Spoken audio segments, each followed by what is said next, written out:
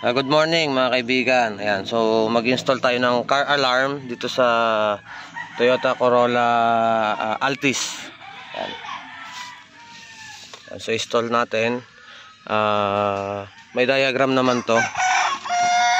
Universal lang to na universal na car alarm. Ayan. So meron naman po siyang diagram. Susundan nyo lang. Ayan.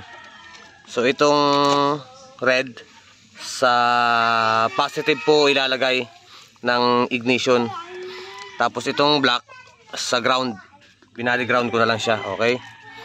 Yan, so isa-isahin natin. Bali itong dalawang wire na kulay brown, ilalagay natin to sa signal light magkabilaan. Ayan, kahit magkabaliktad okay lang. Or pwede rin naman sa park light para astig tignan, okay? So ito, itong white tsaka white na may black sa trigger ng ng central lock. Ito sa trigger nitong central lock. Kasi itong Corolla meron na siyang central lock. Ayan. So itatap natin siya dito sa ayan.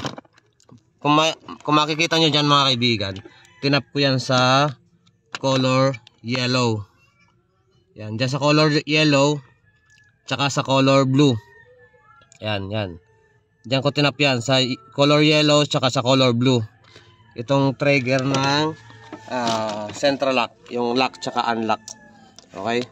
And then ito kasing Toyota mga kaibigan, negative trigger yung kanyang central lock. Kaya ang gagawin nyo, itong orange tsaka orange na may black, sa positive nyo i-connect. Okay?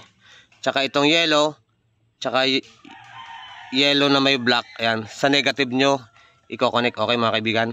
Kasi pag positive trigger, itong orange tsaka yellow, itong orange tsaka black sa negative yan nakakonect.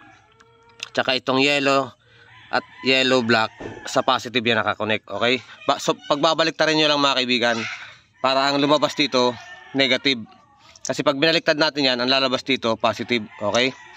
And then itong pink papunta sa alarm, dun sa sirena niya, sa alarm. Ayan, papadaanin natin yan dun. Tapos itong orange sa foot brake.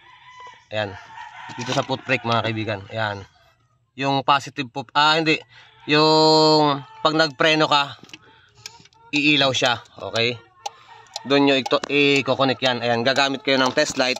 Ito, i-connect nyo siya. Hahanapin nyo yung pag nagpreno kayo, iilaw siya. Okay, and then itong blue sa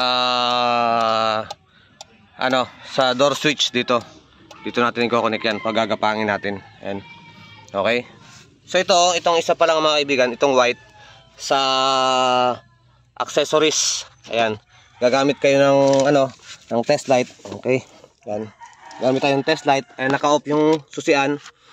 Hahanapin natin siya ngayon. Ayan, tutusukan nyo ng test light and then i-on nyo yung accessories. Ayan, o, ibig sabihin umilaw yung test light natin, buhay na yung accessories. Okay, ayan. Yung paghanap naman ng positive mga kaibigan,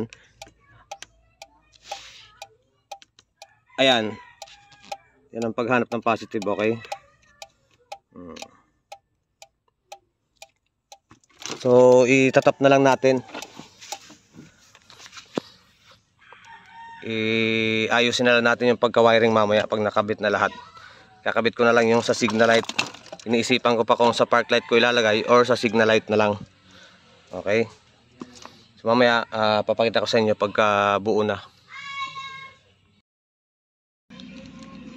Okay mga kaibigan, so natapos na natin lagyan ng remote control or alarm itong Toyota Corolla Altis. Ayan, okay. Okay, so yun.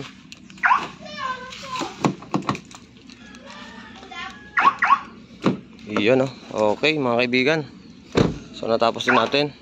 Sa signal light na lang pala natin sinabay yung pag yung sa indicator niya. Ayan.